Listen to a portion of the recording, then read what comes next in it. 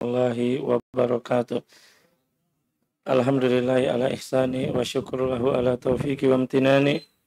Ashhadu an la ilaha illallah wahdahu la syarika la ta'ziman li sya'ni wa ashhadu anna Muhammadan abduhu wa rasuluh ad-da'i ala ridwani wa sallallahu alaihi wa ala alihi wa ashabihi wa ihwani. Ya ayyuhalladzina amanu taqullaha haqqa tuqatih wa la tamutunna illa wa antum muslimun, amma ba'd. Kaum muslimin dan muslimat, para ikhwan dan akhwat, a'azakumullah jami'an. Alhamdulillah, kita senantiasa bersyukur kepada Allah Subhanahu wa taala atas segala nikmat yang diberikan kepada kita semua. Tidak terasa bahwa kita sudah berada di bulan Safar di tahun 1444 Hijriah. Alhamdulillah, demikianlah perjalanan waktu terus berputar, dan demikian juga nanti akan tiba masanya ajal kita akan sampai. Ini tidak terasa sudah masuk ya 8 Safar 1444 Hijriah. Kita tadi bertemu banyak teman-teman. Kita tanya, Pak, kenapa jarang salat di THM sudah? Dia bilang, ya Ustaz, malam tidak bisa lagi melihat terlalu jauh. Ya sudah, ya itulah. Jadi beda dengan 10 tahun yang lalu, 2009 atau 2010, 2011. Ya masih ingat juga ya, Pak Menan ya, jemput ya. Dulu belum ada motor, tidak ada. Dulu ke sini tidak ada apa-apa, alhamdulillah. Allah memberikan kenikmatan, sekarang sudah bisa. Banyak teman-teman pengajian, akhirnya mereka, saya tidak Ustaz, bukan tidak mau pergi Ustaz, cuma mata sudah tidak bisa lagi. Iya, jangan paksakan Pak, pakai Al-Islam masih ngaji, ya masih Ustaz. Oh iya, saya pikir antum Al-Islam pun tidak ngaji juga. Tidak juga. Abu Sro saya ketemu, bagaimana Abu Sro, ini masih muda tidak ketemu lagi. Oh iya Ustaz, itulah malam sudah Ustaz. Pagi saya ke sini, siang ke sini, balik lagi, kalau balik ke sini. Tapi masih pengajian tidak? Ya masih Ustaz. Di Al-Islah. Ada Ustaz Abu Wardah, ada Ustaz Abu Said yang ngisi. Oh iya. Saya bilang yang penting antum masih di pengajian. Jangan pernah tinggalkan pengajian. Jadi sore juga dipanggil, ada ibu. Ya, semoga Allah memberikan kebaikan kepada beliau. Ini juga banyak membantu itu pembangunan di atas. Cuma faktor ketuaan Bu Haja ini sudah, sahnya semoga Allah memberikan kebaikan lah di akhir hidup beliau. Sudah panggilkan Ustadz Amir, ketemu ya, kita doakan baik-baik bahwa kita mengharap yang baik kepada Allah. Mudah-mudahan amal ibadahnya selama ini, kemudian kesalahan-kesalahannya diampuni oleh Allah Subhanahu wa taala. Ya itulah hidup. Kalau sudah akhir-akhir hidup, ketika napas sudah tersegal-segal, sudah tidak teratur, makan, tubuh sudah menolak makanan, ya tidak ada lagi gunanya kehormatan selama ini. Tidak ada lagi gunanya saya. Tidak ada lagi gunanya harta dan lain sebagainya. Yang ada kita katakan bahwa kita sangat mengharapkan ampunan dari Allah Subhanahu wa taala. Yang kita lihat ketika orang-orang sudah napas tersegal, kita katakan padanya, Bu Haji banyak berprasangka baik kepada Allah, sudah pastikan mudahan bahwa Allah mengampuni, menerima ibadahnya selama ini dan mengampuni kesalahannya. Para ikhwan jazakumullah jami'an, kita yang masih muda ini masih kuat, masih bisa banyak melakukan kebaikan, maka kita manfaatkan kebaikan tersebut. Syababaka qabla haramik, masa mudamu sebelum datang masa tuamu. Alhamdulillah. Kemudian kita masuk dalam pengajian atau kajian daripada inti kita di malam hari ini, yaitu kitab Al-Wajiz. Walaupun kita juga mengambilkan dari kitab-kitab yang lain untuk menyempurnakan pembahasan yang ada di dalamnya. Kemudian para ikhwah azakumullah jami'an, kita sudah sampai di dalam perkara ma yajibu lahul wudu. Apa perkara yang mewajibkan seseorang untuk berwudu. Bahwa ini apabila apa perkara yang mewajibkan untuk berwudu. Setelah pada pertemuan yang lalu kita sudah membahas nawakidul wudu, para perkara yang membuat wudunya seseorang menjadi batal. Dan kita sudah bacakan yang pertama ma kharaja min sabilain al-qubul wad dubur. Kemudian naumul mustagriku alladzi la yabqa mahu idrakun sawa'un kana mumakkinan maq'adatahu minal ardi amla. Tidur yang pulas sehingga tidak terasa lagi, tidak ada lagi pengetahuan, tidak ada lagi yang kedengaran. Baik dia duduknya tetap duduk baik, apalagi ketika dia sudah berbaring. Nah, dan ini pendapat yang lebih kuat dan lebih hati-hati di dalamnya.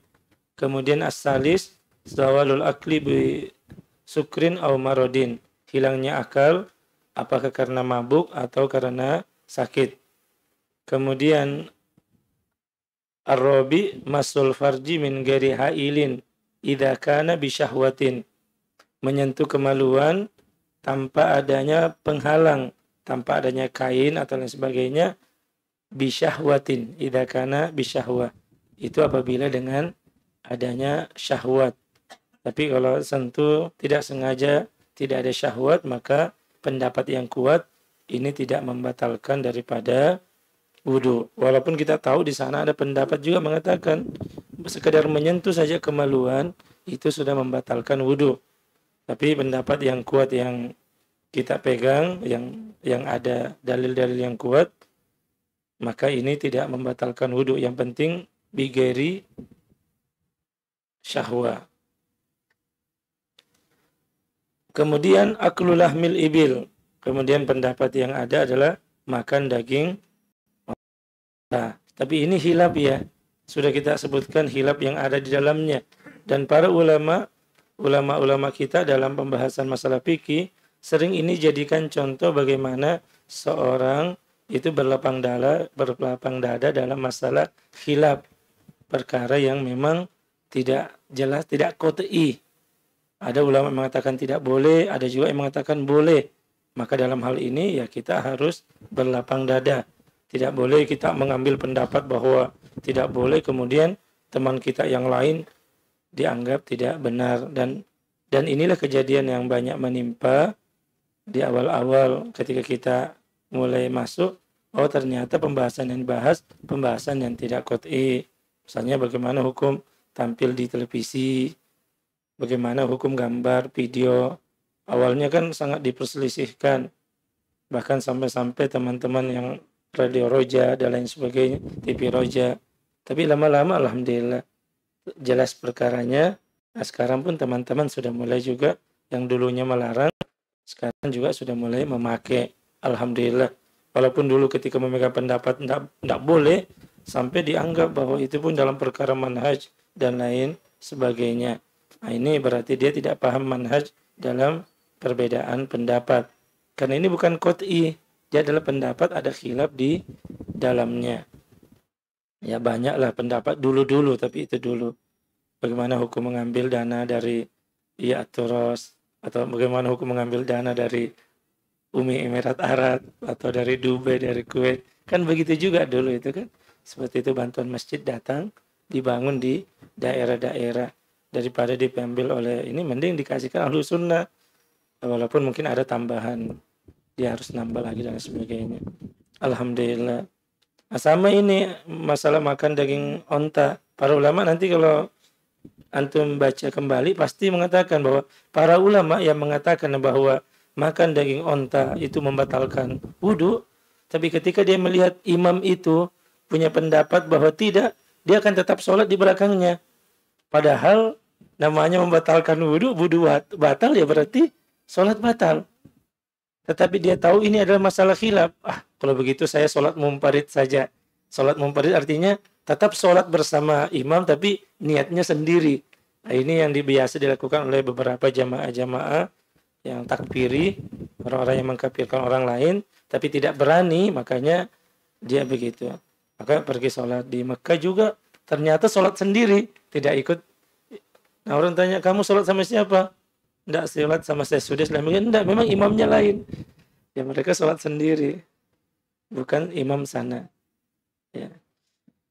Dan itu terjadi, dan itu jelas suatu penyelisihan yang besar. Dan sebab itu juga alhamdulillah banyak orang-orang yang sadar, oh, kok begini, masa tidak sholat bersama imam di Masjidil Haram, makanya wah pasti ada yang salah ini. Ya sama juga ikhwazakumullah jami'an, kenapa pemerintah Saudi membuka keran itu orang-orang Syiah juga bisa pergi haji dan umroh, karena banyak juga orang yang sadar.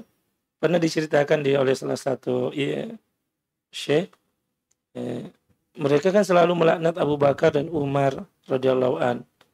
Jibti wa togut itu kata Syiah Abu Bakar dan Umar radhiyallahu an. Tapi ketika mereka pergi ziarah ke kuburan Nabi, loh, dijelaskan, hadza kubur Abu Bakar, ini kuburnya Abu Bakar As-Siddiq, ini kuburnya Umar bin Khattab. Kaget, loh, bagaimana mungkin orang yang paling kufur di dunia ini, kata mereka, yaitu Abu Bakar As-Siddiq radhiyallahu an dan Umar bin Khattab, dikubur bersama manusia paling mulia. Di mana Bani Hashim? Kenapa membiarkan? Di mana Ali bin Abi Thalib yang pernah menjadi khalifah selama 4 tahun? Masa tidak mampu untuk mengangkat itu padahal punya kekuatan? Ini ada apa-apa ini? Tidak mungkin. Berarti baru dia sadar bahwa selama ini mereka tertipu. Dikatakan bahwa Jibti wa Tagut itu ternyata dikubur bersama manusia yang paling mulia. Tidak mungkinlah manusia paling mulia dikubur bersama dengan ini. Di mana Bani Hashim, di mana Ali bin Abi Thalib. Kalau mengatakan Ali bin Abi Thalib waktu itu belum punya kekuasaan karena Umar menjadi, Abu Bakar menjadi khalifah, Umar bin Khattab menjadi khalifah, Utsman bin Affan menjadi khalifah. Kita katakan setelah Utsman bin Affan radhiyallahu anhu menjadi khalifah, maka yang menjadi khalifah Ali bin Abi Thalib, memiliki pasukan yang sangat luar biasa. Seandainya bahwa betul Jibti wa Tagut, tidak mungkin Ali bin Abi Thalib membiarkan manusia paling kufur itu bersama dengan Rasul yang paling mulia. Makanya itu juga diantara sebabnya kenapa diterima semua. Terima siapapun bisa berhaji. Diantaranya juga ya kenapa mereka bisa masuk, orang-orang bisa masuk sekolah di sana. Tidak semuanya Ahlus Sunnah yang disuruh masuk di sekolah Madinah atau di Libya. Ya gitu diharapkan bahwa minimal mereka bisa paham akidah Ahlus Sunnah sehingga mereka keluar bisa lebih paham terhadap hal itu. Atau ini tentang masalah makan daging onta. Ini panjang lebar para ulama kita, kalau kita dengar atau kita baca-baca penjelasan para ustadz atau ulama tentang bagaimana berlapang dada dalam pendapat makan daging onta membatalkan wudu. Tayyib. Yatawaddau min luhumil ibil wala tawaddau min luhumil ghanam. Walaupun nanti hilaf juga nanti, karena dia mengatakan ini kan ini perintah al-amru yudillul alal wujub, perintah itu menunjukkan daripada kewajiban. Jadi dia mengatakan tidak, ini perintah tapi sifatnya mustahab. Memang begitulah cara ulama mengambil istinbat hukum di sana. Tapi yang dikuatkan oleh Fadilatul Syekh bahwa Syekh Dr. Abdul Azim Al-Badawi bahwa makan daging onta itu termasuk perkara yang membatalkan daripada wudu.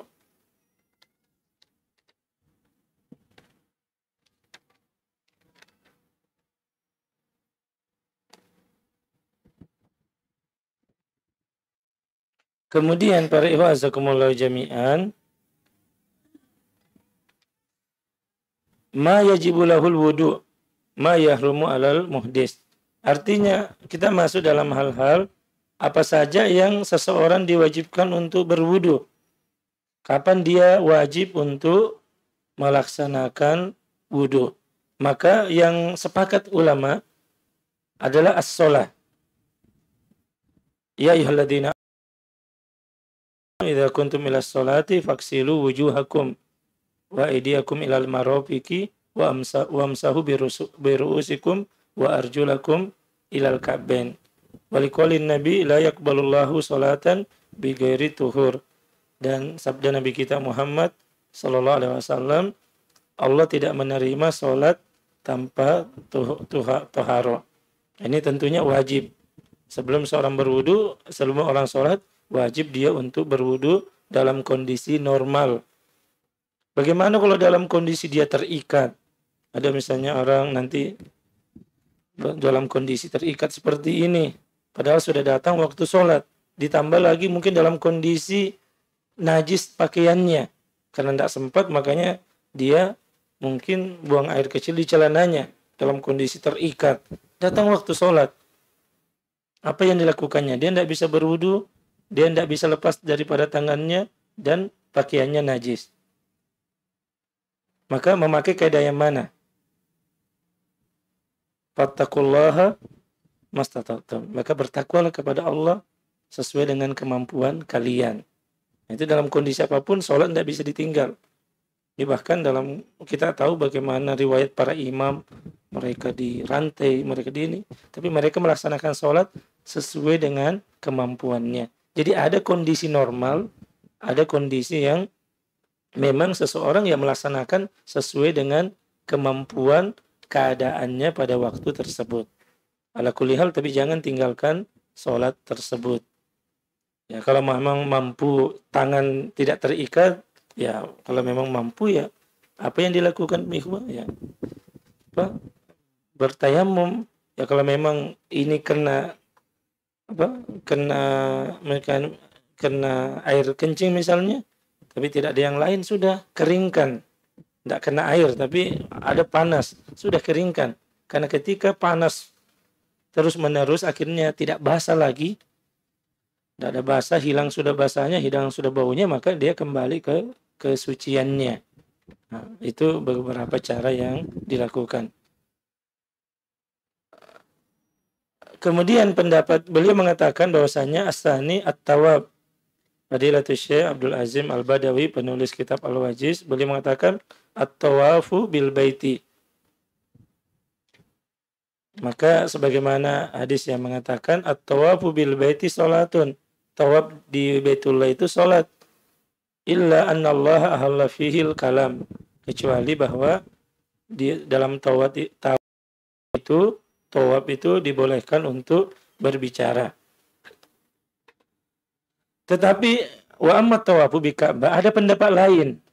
Ada pendapat lain mengatakan falam nakif ala dalilin sahihin sorihin yulsamu at-taifina bil wudu.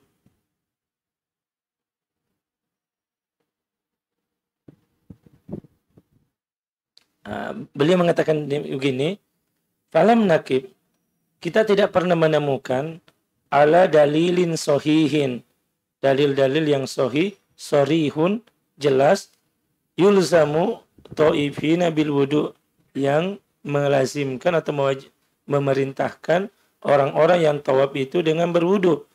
Wa qad kanat a'dadu minal muslimina la yuhsihim illallah azza wa jalla yatufuna ala ahdi Rasul sallallahu alaihi wasallam. Dan telah berlalu bahwasanya betapa banyak dari kaum muslimin yang tidak mengetahui jumlahnya kecuali Allah azza wa jalla, yatufun, mereka tawaf bersama Rasul sallallahu alaihi wasallam, walam yarid lana annahu sallallahu alaihi wasallam, dan tidak ada riwayat yang sampai kepada kita amaru ahadan minhum bil wudu, bahwa Rasul sallallahu alaihi wasallam merintahkan mereka untuk berwudu ketika tawaf.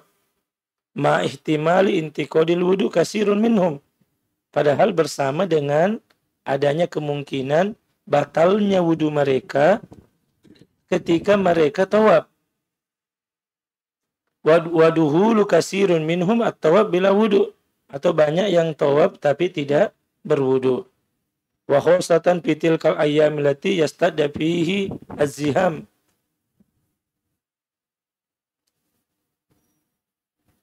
dan lebih-lebih pada hari-hari ini yang mana az-ziham, banyak sekali seorang yang berdesak-desakan, katofil kudumi, sebagaimana tawaf kudum atau tawaf ifadah. Walamma lam yarid dalilun ala ijabil wudu'i lit tawafi wa laysa hunaka ijma'un min ahli ilmi alal wujubi ma'al ihtaji ila dhalika. Dan tidak ada dalil yang mewajibkan wudu bagi orang yang tawaf. Dan di sana tidak ada ijma' juga. Tidak ada ijma' ulama yang mewajibkan orang yang tawaf itu harus berwudu. Dalla ala adamil wujub, maka ini menunjukkan tidak wajibnya. Nah, ini ila akhirih. Ini pendapat beliau. Wa qad istadalla ulama ala ijabil wudu'i lit tawafi, dan para ulama ada yang berpendapat wajibnya wudu bagi orang yang tawaf itu. Ini maksudnya ketika orang tawaf, kata beliau, pas lagi tawaf baru batal. Apakah harus pergi lagi berwudu baru tawaf lagi? Atau seperti itu masuk beliau. Kalau memang dia wajib untuk ini, kalau pas dia ini baru batal, apakah pergi wudu lagi atau dia lanjutkan tawafnya? Maka apakah kemudian kata beliau, ada sebagian ulama yang berpendapat tentang wajibnya wudu untuk tawaf bi hadis Ibnu Abbasin marfu'an. Hadis dari Ibnu Abbas marfu', at-tawafu bi baitillah bi baiti salatun illa annallaha abaha fil kalam.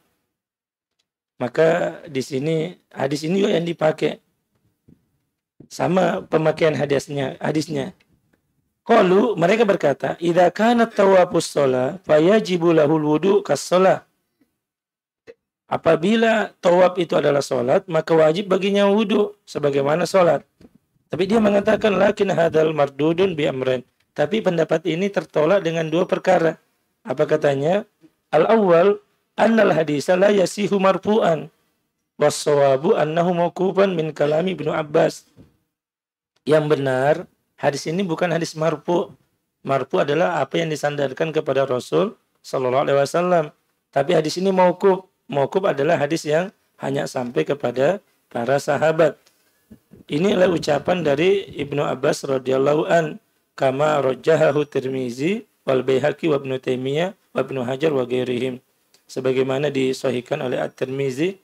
Imam At-Tirmizi adalah imam muridnya daripada Imam Bukhari rahimahullah ta'ala. Dan juga Imam Al-Baihaqi, Imam Ibnu Taimiyah, Ibnu Hajar Al-Asqalani, dan selainnya. Wasani ala fardi sihatihi fala yalzamu minhu anna tawafa yushbihu shalah fi kulli syai'in hatta yustaratu lahu ma yustaratu lis-shalah. Dan kedua, walaupun hadis ini kitanya sahih, anggaplah hadis ini sahih, tapi ini tidak mengharuskan bahwa orang yang tawaf itu menyerupai salat pada setiap halnya sampai disyariatkan baginya apa yang disyariatkan untuk orang yang salat.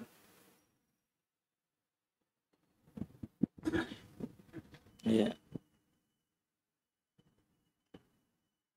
Maka karena itu beliau mengatakan walidha qala Syekhul Islam wa tabayyana li, beliau mengatakan Syekhul Islam Ibnu Taimiyah, tabayyana li, maka yang jelas bagi saya, anna taharatal hadasi la tustaratu fit tawafi, bahwa sucinya seseorang dari hadas tidak disyaratkan bagi orang yang tawaf, wala tajibu fihi bila raibin, dan tidak wajib bagi orang yang tawaf untuk berwudu tanpa ada keraguan.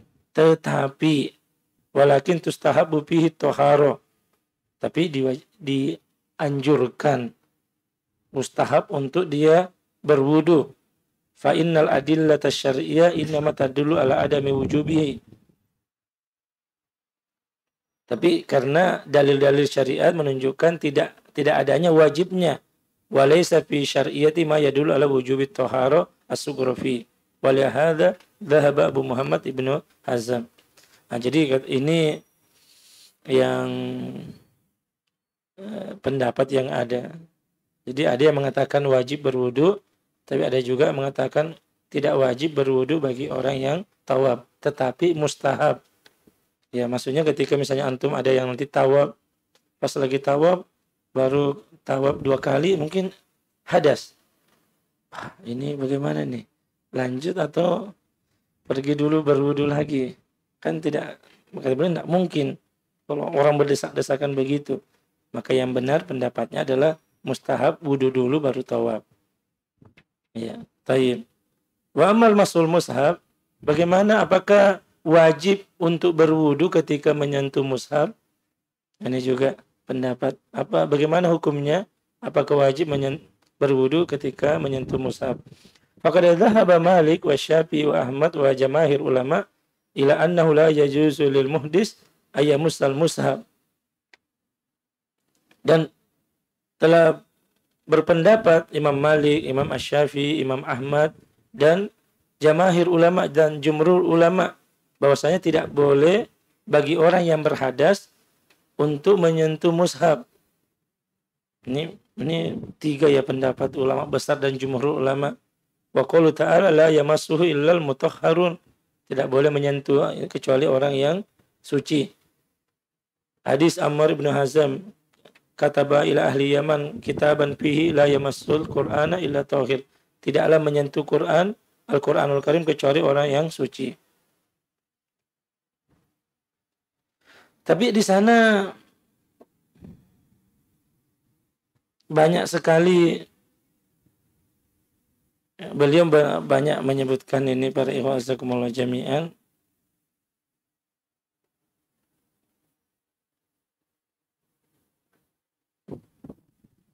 Beliau banyak menyebutkan bantahan terhadap hal tersebut. Kemudian terakhir apa kata beliau? Fa'lam, maka menurut kata beliau, annahu la yumna'ul muhdis minal qiraatil Qur'an. Dan tapi setelah panjang lebar beliau berkata bahwa tidak ada larangan orang yang berhadas untuk membaca Al-Quran.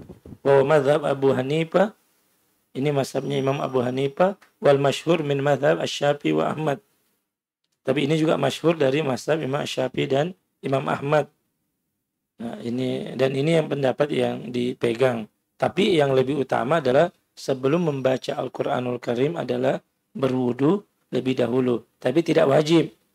Karena kalau wajib berarti sebelum membaca harus berwudu. Kalau tidak baca berdosa. Tapi dianjurkan orang yang ingin membaca Al-Quranul Karim, maka alangkah baiknya jika dia berhadas, dia berwudu terlebih dahulu. Dan itulah yang lebih baik.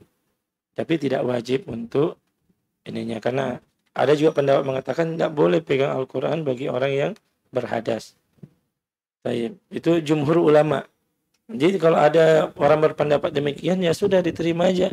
Karena memang jumhur ulama berpendapat demikian. Walaupun ada ulama lain, Imam Abu Hanifah dan yang lainnya tidak. Itu boleh orang yang berhadas itu memegang mushaf, apalagi membacanya. Baik, para ikhwan jazakumullah jami'an, alhamdulillah itulah demikian. Maka semakin pelan-pelan kita banyak membaca, kita banyak mendengar, sehingga memahami masalah fikih ini butuh pelan-pelan, butuh hati-hati ketika memutuskan suatu persoalan. Harus banyak detail, harus banyak mendengar, bertanya, membaca tentang masalah hal tersebut. Kemudian ma yustahabbu lahul wudu. Setelah disebutkan tentang hal yang wajib untuk berwudu, yang pertama sholat tidak ada khilaf di dalamnya, yang kedua itu tentang tawaf ada khilaf. Ada yang mengatakan wajib berwudu, ada yang mengatakan mustahab untuk berwudu.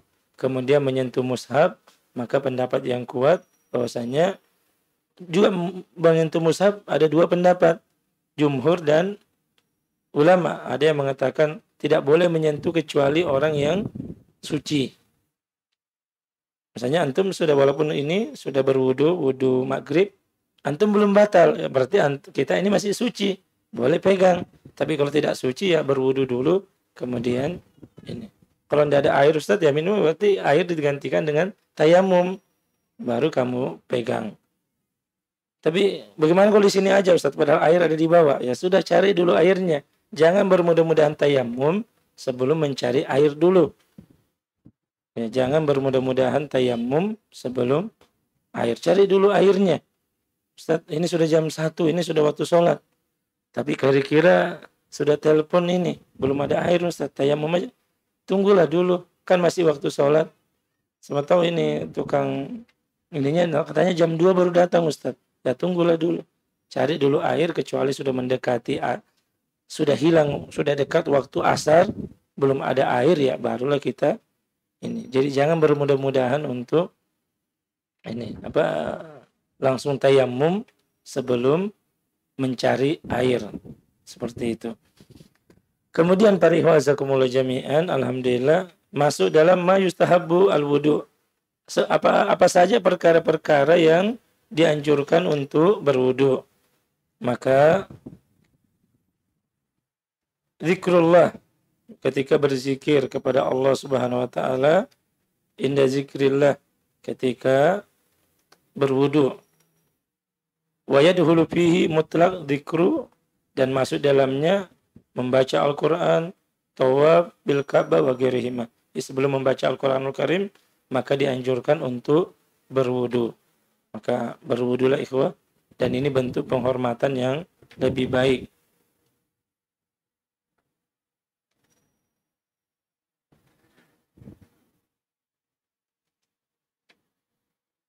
Karena dan ini tidak lazim. Dan kenapa tidak lazim? Karena dalam riwayat Muslim disebutkan, karena Nabi SAW yadhkurullah ala kulli ahyanihi, bahwa Rasul SAW itu senantiasa berzikir kepada Allah dalam setiap keadaannya. Jadi ini menunjukkan bahwa mau suci atau dalam kondisi tidak suci, senantiasa berzikir kepada Allah Subhanahu wa taala.